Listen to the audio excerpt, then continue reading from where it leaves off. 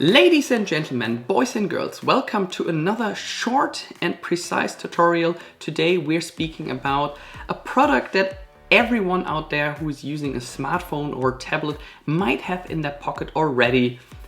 We're speaking about a power bank. There are tons of power banks out on the market already. Here's another one, that's another one.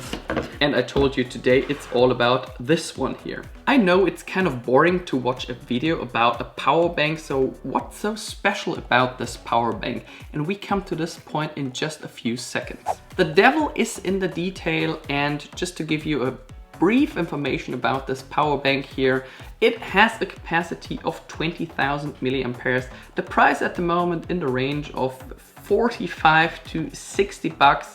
At the front side it has two ports, one USB-C port and a USB-A port.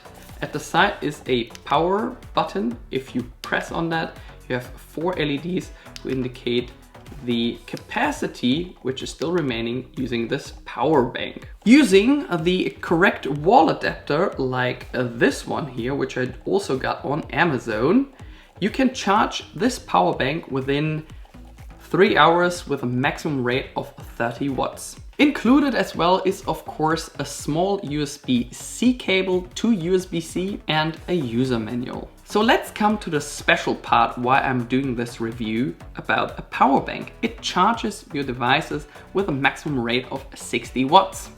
Well, if I'm looking at the specs correctly, I think that only the USB Type-C port at the front side is charging your devices with a maximum rate of 45 watts and the USB-A port with a maximum rate of 15. So 45 plus 15 watts equals 60 watts in total. Well, that means that you are able to charge your MacBook Pro, which uses a USB Type-C port, within 1 hour up to 60%.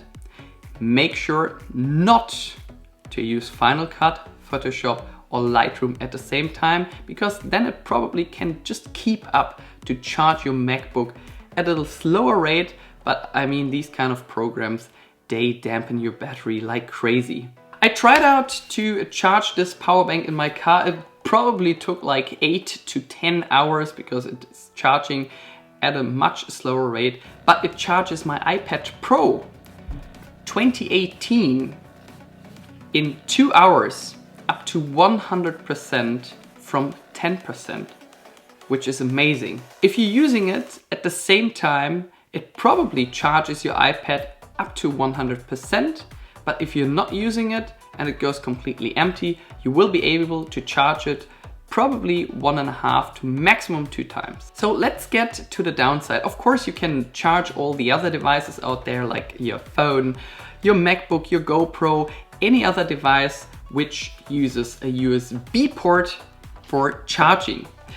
If I remember correctly, the downside is the faster you charge your devices, the more you hurt your batteries.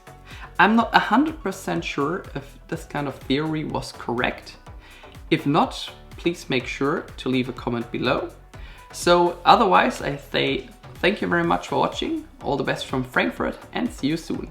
All the accessories which I showed you in this video are listed in the video description below. Bye bye.